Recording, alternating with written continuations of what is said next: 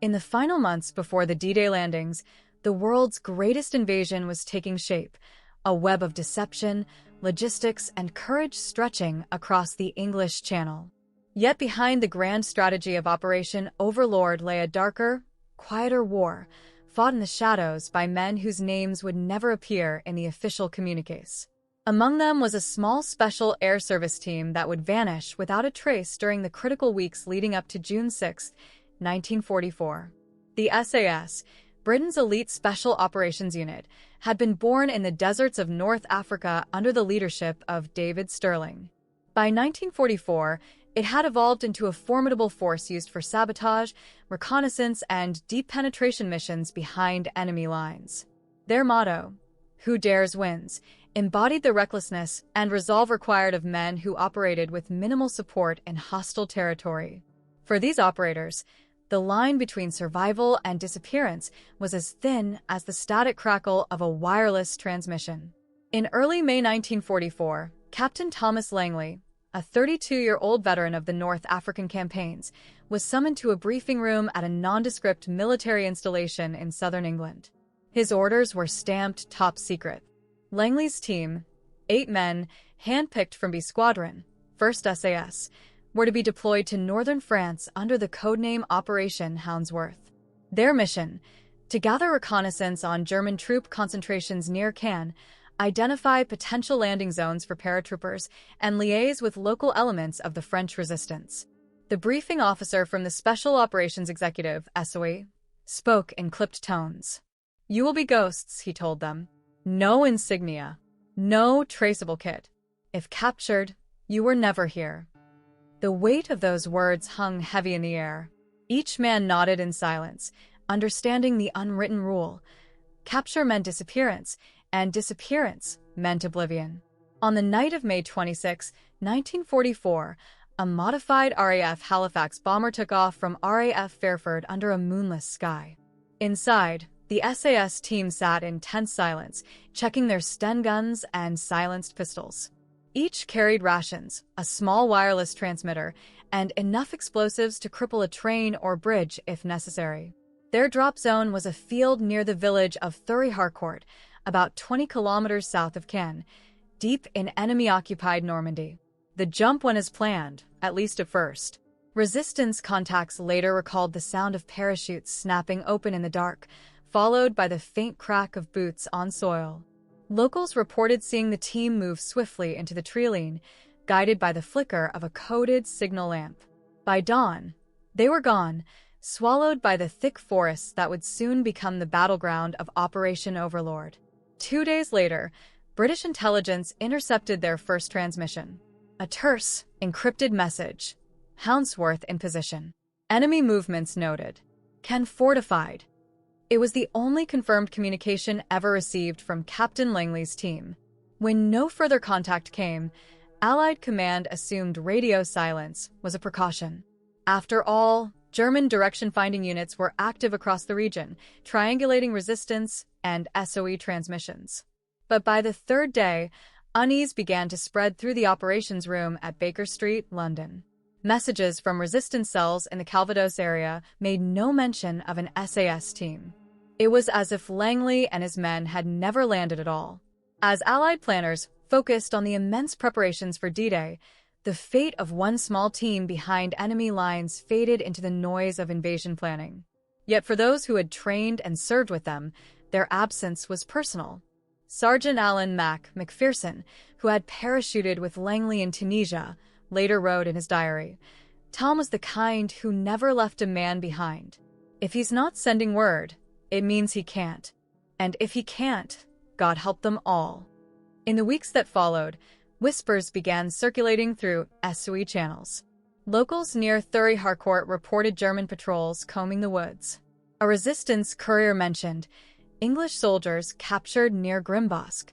None of the information could be confirmed, and the area was too dangerous to reinsert another team. By the time Allied troops stormed Normandy's beaches on June 6th, the disappearance of Langley's unit had been quietly filed under mission suspended, personnel status unknown. The war machine had little time for mysteries when thousands of lives were at stake. Yet in the dark corners of Allied intelligence, some continued to wonder.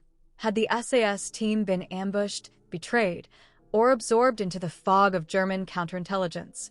Captain Langley's name would never appear in post-invasion reports, and no bodies were ever recovered. What began as a routine reconnaissance mission had become a wartime enigma, one that would echo through the decades, raising a haunting question: what truly happened to the vanished SAS team during the D-Day preparations? By late May 1944, just weeks before D-Day, the covert buildup to Operation Overlord was approaching its most dangerous phase. Intelligence was everything, and the British High Command knew that without reliable eyes inside occupied France, the invasion could crumble before it began. That responsibility fell to men like Captain Thomas Langley and his 8-man SAS detachment, who were already deep behind enemy lines in the rolling countryside near Cannes. Their mission, codenamed Operation Houndsworth, was meant to be one of reconnaissance and coordination. Instead, it would become a mystery that even post-war archives could never fully explain. The men of Langley's team were among the best the SAS had to offer. Sergeant George Mitchell, an explosives expert, Corporal Ernest Benny Price, a radio operator fluent in French, and Private Lewis Hawkins, a sniper who'd cut his teeth in Italy. Their orders were precise. Link up with the Maquis resistance near Thury-Harcourt, confirm German troop and armor movements toward Cannes, and prepare the ground for airborne units to be dropped after D-Day. In theory, the operation was simple. In practice, it was perilous beyond imagination. Their drop on the night of May 26th had gone smoothly. But after that first coded transmission confirming their successful landing, silence. The second scheduled signal never came. At Baker Street, the heart of the Special Operations Executive in London, analysts tried to remain calm. Sometimes, radio silence meant caution. The Germans had become masters at triangulating transmission points, and one careless burst of Morse code could lead to an entire network's destruction.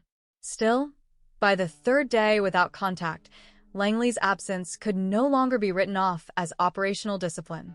Meanwhile, in occupied Normandy, the German 716th Infantry Division was on high alert.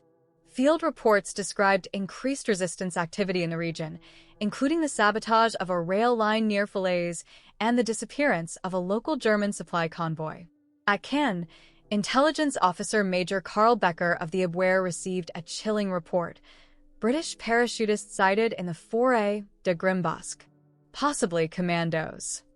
Becker ordered immediate sweeps of the area, suspecting an Allied infiltration ahead of the invasion everyone knew was coming, but no one yet knew where or when. It's believed Langley's team was attempting to reach a resistance rendezvous point when the first sign of danger emerged. According to declassified SOE post-war interviews, a French contact known as Lucien was meant to guide them to a Maquis hideout. But Lucien never arrived. Resistance couriers later claimed his network had been compromised by the Gestapo days earlier. If that's true, Langley's men may have walked into an ambush without even realizing it. What happened next remains uncertain, but fragments of evidence survived. A local farmer from the village of Grimbosque reported hearing a short exchange of gunfire in the woods one night, followed by trucks on the nearby road. The next morning, he saw German soldiers burning something, possibly documents or supplies, near the Trieline. He never spoke of it until after the liberation, fearing execution for collaboration. Meanwhile, in England, Langley's name was added to a growing list of unconfirmed personnel. The stress within the SAS command was palpable. Major Bill Fraser, who had trained Langley, wrote in a private letter, "Tom knew his odds. Behind the lines before D-Day, the Gestapo were hunting anything with a British accent. If they took him alive, we'll likely never hear his name again." Those words would prove prophetic. Despite the uncertainty, the need for intelligence from Normandy only grew. The Allied command couldn't risk sending another team to replace Langley's unit, so they relied instead on scattered resistance reports. But the information lacked the precision that trained SAS reconnaissance could provide. Every missing piece increased the sense of unease among planners, especially as June 6th drew closer. Somewhere in the French countryside, an elite British unit had vanished into thin air, and nobody knew why. Back in occupied France, the Germans intensified their sweeps. Villagers near Caen were questioned, sometimes brutally, about British saboteurs. Some spoke of captured men being transported under heavy guard, others of executions carried out in barns at dawn. Yet, no official German report ever listed the capture of an SAS team. Even the meticulous records of the Gestapo made no mention of their fate. It was as though they had been erased, deliberately, or by chaos itself. The only surviving trace from the mission was an intercepted German signal sent to Berlin in early June, referencing enemy agents neutralized. Details classified. Whether this referred to Langley's men remains speculative. Historians studying the message decades later noted its timing matched precisely the window of the SAS team's disappearance. But no supporting documents were ever found in the archives of the WWII or SS. As D-Day loomed, British intelligence reluctantly shifted focus to the coming invasion. The vanishing of one small reconnaissance unit was overshadowed by the scale of the operation about to unfold. Yet, in the quiet corridors of WWII headquarters, officers couldn't shake a haunting question. Had Langley's team uncovered something that the Germans wanted buried? Or had their luck simply run out in the dense forests of Normandy? For the men planning the largest amphibious assault in history, there was no time to look back. The war machine rolled on. But somewhere beyond the hedgerows and villages, in the heart of enemy territory, 8 men from the Special Air Service had disappeared. Their mission, their reports, and their lives consumed by the fog of war. What they saw, and how they vanished, would remain a mystery waiting in the shadows of D-Day. In the first week of June 1944, as Allied warships massed across the English Channel, a troubling silence persisted in London's Baker Street headquarters. The coded wireless from Captain Thomas Langley's SAS team, the one confirming their safe landing in Normandy, had been their first and last message. Days passed, then weeks, with no sign of the 8-man unit. At first, the silence was dismissed as the inevitable risk of deep cover work. But when local resistance reports began describing gunfire near the Forêt de Grimbosque, the unease turned to dread. The region surrounding Caen was crawling with German patrols. The 716th Infantry Division, along with elements of the 21st Panzer Division, maintained strong positions throughout Normandy. Villages were watched, roads were mined, and informants were paid in cigarettes and fear. For any Allied unit operating behind these lines, every farmhouse could be a death trap. Yet Langley's team, seasoned veterans of covert missions in North Africa and Sicily, knew how to survive in the shadows, which made their disappearance all the more baffling. According to fragments gathered from post-war French testimonies, a firefight did indeed erupt in the Forêt de Grimbosque around May 29. Resistance members stationed near the forest claimed they heard automatic gunfire, followed by the dull thud of grenades. Hours later, German troops were seen moving in and out of the treeline, loading something into trucks. No Allied bodies were found, but the Germans set up checkpoints around the area for the next 3 days, suggesting they had captured or killed someone of importance. One report from the Caen Prefecture Archives, dated May 31, 1944, refers to foreign agents taken for interrogation by the Feldgendarmerie, the German military police. The document was later marked classified under WWII jurisdiction, which might explain why no formal execution record exists. The WWII, the German military intelligence service, often operated outside conventional Wehrmacht reporting channels, especially when dealing with captured Allied operatives. Meanwhile, the British listening stations in southern England intercepted a curious radio transmission on June 1, a brief burst of German Morse code mentioning British saboteurs captured, destination Paris. Analysts noted it, but amid the avalanche of D-Day intelligence, it was filed away without immediate investigation. Only after the war would cryptographers revisit the message, suspecting it could have referred to Langley's men. There were other stranger clues. When Allied troops liberated the region later that summer, villagers near Grimbosque led them to a patch of scorched earth deep in the forest. Hidden beneath the soil were the charred remains of weapons, a broken radio set, and what appeared to be fragments of British-issue parachute silk. The discovery fueled speculation that the SAS team had destroyed their equipment to prevent it falling into German hands, perhaps during a last stand. Yet no human remains were ever found. An SOE report compiled in August 1944 notes, "Evidence suggests hostile engagement between enemy patrols and Allied operatives near Grimbosk. No indication of survival. Identity unconfirmed." The phrasing, bureaucratic, emotionless, masked the quiet grief felt by those who had trained alongside Langley. "We all knew Tom," one of his former comrades, Sergeant McPherson, recalled years later. "He was methodical. If he died, he'd die fighting, not hiding. But if he was captured, he'd make sure they got nothing from him." Adding to the mystery were German records that seemed to contradict each other. Some of the WWII files referenced English agents, while Gestapo notes from Rouen listed unknown parachutists, likely criminals. Neither document matched any known SAS personnel lists.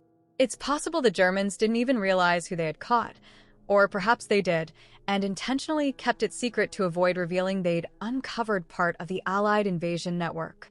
As the Allies advanced after D-Day, several POWs liberated from German camps claimed they'd met British commandos, held at Frasnes prison near Paris in early June. One American airman recalled a group of English-speaking prisoners who looked beaten, but proud, one officer with a limp, another who barely spoke. Within days, those prisoners were reportedly transferred by rail toward Germany. The convoy never arrived. Records show the train was attacked by Allied aircraft en route, its cargo and human contents scattered and burned. No survivors were ever identified. To intelligence officers piecing the puzzle together after the war, the story of Langley's SAS team read like a tragedy swallowed by chaos. Some believed they'd been executed in secrecy, their files destroyed during Germany's retreat. Others thought they'd been mistaken for spies, their identities buried among the countless unmarked graves of France. But one theory stood apart, that the Germans had captured the team and then deliberately erased every trace to conceal a larger secret, perhaps related to D-Day deception efforts. That idea came from a curious detail uncovered in 1946, an WWII memorandum referencing captured operatives aware of invasion timelines. The memo bore no names, but was dated precisely within the window of Langley's disappearance. Could it be that the SAS had stumbled upon German preparations, or worse, compromised Allied plans through forced interrogation? No definitive answer was ever found. By the time the war ended, only fragments of their story remained. Whispers of a battle in the woods, records marked classified, and faint echoes in intercepted transmissions. For their families, it was as if the men had been swallowed by the war itself. And for historians, their disappearance posed a chilling question. Had they been victims of misfortune, or casualties of a cover-up buried in the shadows of D-Day? As June 6th dawned over Normandy, the beaches erupted with fire and steel. But in the quiet forests near Caen, a different kind of silence lingered, the silence left behind by 8 men who dared to go first and never returned. By mid-June 1944, as Allied troops fought their way inland from the beaches of Normandy, a parallel war continued to rage in the shadows, the war of intelligence, sabotage, and secrets. In this world, truth was fragile, often obscured by deception and chaos. And in the forests near Caen, the mystery of the vanished SAS team was deepening. London's Baker Street, headquarters of the Special Operations Executive, received a message from an SOE liaison in Paris. Local reports confirmed discovery of British equipment near Falaise. No survivors. Attached was a rough sketch of a farmhouse, half destroyed by shellfire, with a circle marking what appeared to be a burnout room. Inside that ruin, according to a resistance informant, were fragments of British-issue rations, Sten gun magazines, and a torn map with English notations.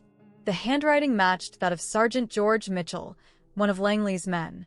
The finding was enough to reignite the search. British intelligence suspected that the farmhouse, located along a remote track between Falaise and Thury Harcourt, had served as a temporary hideout for the SAS team after their failed rendezvous in the Forêt de Grimbosk. The building's owner, a farmer named André Lemoyne, was executed by German troops on June 2nd for harboring enemies of the Reich. His family fled, and the farmhouse was burned to the ground days later. It seemed the Germans had discovered the location, but what had happened to the men inside remained unclear. Theories multiplied. One suggested the team had split after contact was lost, with some attempting to reach resistance allies near Argenton.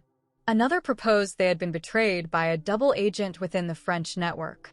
A captured German document dated June 3rd referenced enemy agents captured near Falaise and orders from Gestapo HQ for immediate transfer. Yet, again, no prisoner lists followed. The paper trail went cold, not destroyed, but deliberately interrupted, as if someone had removed the final entries. What unsettled SOE analysts most was a report from the resistance itself. In the village of Annay-sur-Odin, locals claimed to have seen a column of German trucks moving north, each covered with tarpaulins. One carried what appeared to be Allied uniforms and parachutes. An elderly priest, Father Bernard Leclerc, later testified that the convoy stopped near his church. "They unloaded men," he said after the war. "I saw their faces, tired, unshaven, but proud. They did not speak. One raised his head and looked at me. He was English, I'm sure of it." The trucks left before dawn, heading toward Cannes. They were never seen again. Within the labyrinth of occupied France, the Gestapo's network was tightening. The Sicherheitsdienst, the SS intelligence arm, had begun absorbing Abwehr operations, and many captured agents simply disappeared into its custody. If Langley's team had fallen into SD hands, the chances of survival were slim.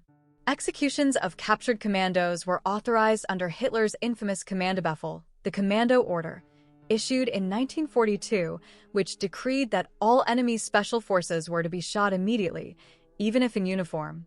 Yet in this case, no executions were recorded. No graves, no paperwork, no trace.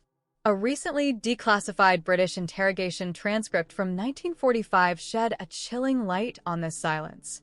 The prisoner, SS Obersturmführer Karl Rademacher, formerly stationed in Cannes, was asked about captured Allied commandos. He replied, "Yes, there were such men. 8 of them, I believe, brought in by Feldgendarmerie. But then they vanished.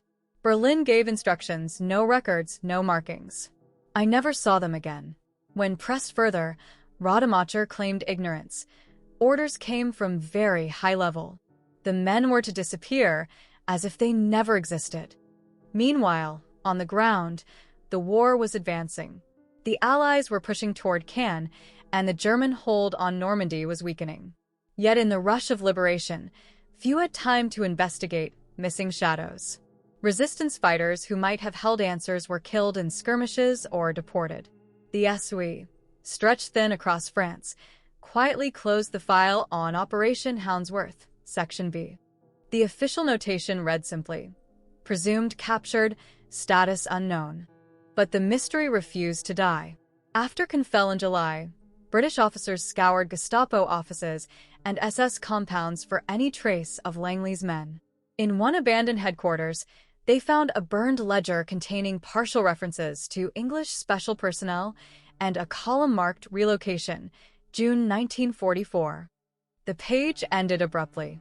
The rest had been torn out. Years later, a discovery would breathe new life into the case. In 1951, a French forestry worker uncovered a rusted SAS badge in the Grimbosque woods, buried under a layer of ash and soil. Nearby were spent .303 shell casings and remnants of webbing equipment. Forensic tests confirmed they were of British origin. But that was all. No bones, no graves, no closure. The men had vanished as completely as if the earth itself had swallowed them. The loss of Langley's team was more than a tragedy. It was a hole in the record of the D-Day preparations. If they'd been captured, what had they revealed under interrogation? Did the Germans learn anything that influenced their response to the invasion? Historians would debate these questions for decades. Some believed the silence itself was the answer, that the mission had stumbled into something larger, perhaps tied to deception operations meant to mislead the Germans about the invasion site. As one intelligence officer later wrote, The deeper we looked, the less we found.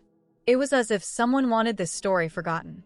The war had created countless ghosts, but few as haunting as these 8 men, professionals who walked into occupied France to prepare the way for D-Day and never returned. The farmhouse, the convoy, the burned documents, all pieces of a puzzle that refused to fit together. And yet, one clue remained, a single whisper in an otherwise silent archive, a Gestapo communication from early June mentioning a special transport bound for the coast, authorized by Berlin. No cargo listed, no names attached, but its timing matched perfectly with the last known movements of Langley's team. The question, as always, was the same. What were they carrying, and why did they have to vanish so completely? By 1946, the guns of Europe had long fallen silent, but the ghosts of war still lingered. None more so than the vanished men of Captain Thomas Langley's SAS team. While the world rebuilt from the ruins of conflict, British military investigators quietly reopened the file marked Operation Houndsworth, Section B. The reason was simple. No one had ever determined what had happened to Langley's unit, and the government needed answers, both for history and for the families still waiting for closure. The search began at the Public Record Office in Kew, where war crimes investigators were sifting through captured German documents. Among them were fragments from the WWII and Gestapo archives retrieved from Cannes, Rouen, and Paris. One file contained a single cryptic reference: 8 English agents detained, transferred to Paris, ordered June 3, 1944. Final report to Berlin pending. No final report was ever found. What struck investigators was the deliberate absence of follow-up paperwork. In a bureaucracy as obsessive as the Nazi regimes, that silence was deafening.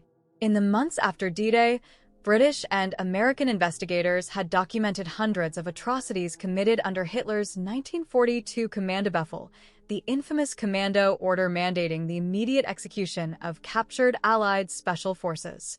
Dozens of SAS men and SOE agents had been killed in France, Belgium, and Italy under its authority. But even within that grim context, the disappearance of Langley's team was unusual. There were no execution orders, no graves, no photographs, no witnesses willing to speak on record. The first break came from an unexpected source: the interrogation of former Gestapo officer Wilhelm Reinecke, captured in Hamburg in February 1946. When questioned about operations in Normandy before D-Day, Reinecke mentioned a group of British soldiers caught posing as civilians near Cannes. Asked what became of them, he replied, "They were taken to Paris." After that, I heard nothing, only that it was a matter for higher authority, perhaps the RSHA.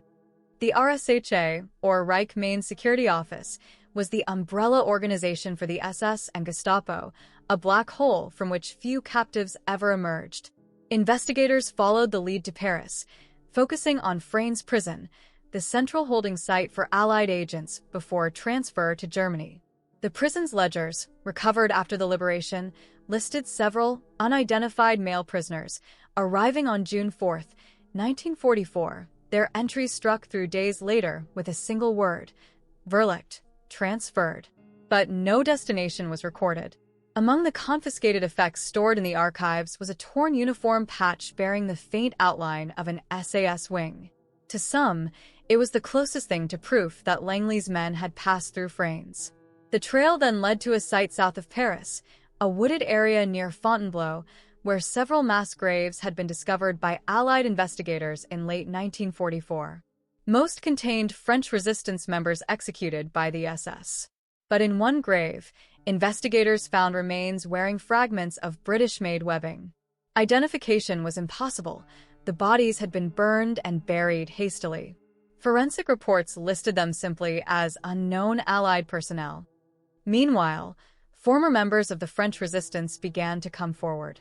One, a courier named Madeleine Bouchard, claimed she had seen 4 English soldiers in German custody at a checkpoint near Chartres around June 6. She remembered one man, a tall officer with a wounded arm, who refused to speak during the inspection. They were calm, she told interviewers, like men who already knew their fate. Her testimony, though unverifiable, matched other scattered accounts of British prisoners being moved south under SS escort in the chaotic days before the liberation of Paris. By 1947, British investigators concluded their inquiry with frustration. The final report, filed under WO3 11-122, summarized the evidence in dry language. No conclusive identification of remains or documents. Circumstances suggest capture and execution under command-of-Befehl authority. Mission failure due to possible betrayal within local network. Yet some within the intelligence community were not satisfied. The missing pages in the German transfer orders and the absence of death records hinted at something deeper, perhaps an intentional cover-up, either by the Germans to hide war crimes or by the Allies to conceal sensitive pre-invasion activities. Decades later, declassified SQI memoranda would add another layer of intrigue. One internal note from 1948 referred to the Langley file, sensitive due to overlap with Operation Fortitude South. Operation Fortitude, of course, was the deception campaign designed to convince the Germans that the Allied invasion would land in Pas-de-Calais rather than Normandy. Could Langley's team have been involved, inadvertently or directly, in laying false intelligence as part of that operation? If so, their capture might have risked revealing the greatest secret of the war, the timing and location of D-Day itself. Historians remain divided. Some argue that Langley's mission, while brave, was standard reconnaissance, a casualty of bad luck and enemy efficiency. Others suspect it was entangled with higher-level deception plans that the British government never fully disclosed. The absence of public records, coupled with repeated redactions in the SAS war diaries, only deepened the suspicion that something critical had been buried, along with the men themselves. For the families, however, the truth was more personal than political. In 1949, Captain Langley's widow received a formal letter from the War Office. After exhaustive investigation, we regret to inform you that your husband and his unit are presumed killed in action. France, June 1944. No location was given. No remains were returned. The letter closed with a line familiar to thousands of wartime families. Their sacrifice, though unrecorded, was not in vain. But for those who served in the SAS, the mystery of the vanished team was a scar that never healed. Many of Langley's comrades believed their fate had been deliberately hidden, not out of malice, but out of necessity.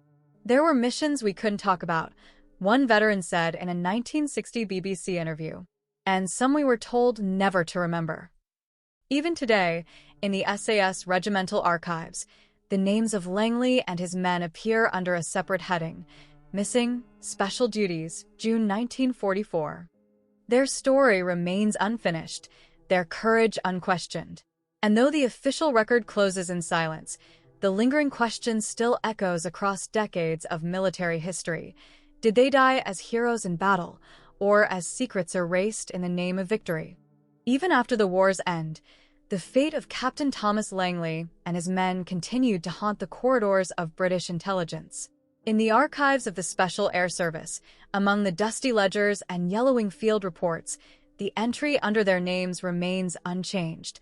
Missing in action, France, June 1944.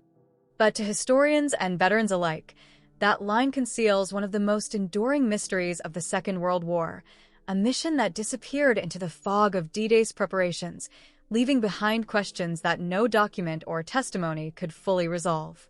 The official story was clear enough on paper. A small SAS reconnaissance unit deployed to Normandy, lost contact, presumed captured and executed. Yet the inconsistencies in the surviving records told another story, one that hinted at deliberate obfuscation. Declassified memoranda from the late 1940s show that senior War Office officials had ordered certain operational files related to Hounsworth Section B to remain sealed for 50 years, citing matters of state security.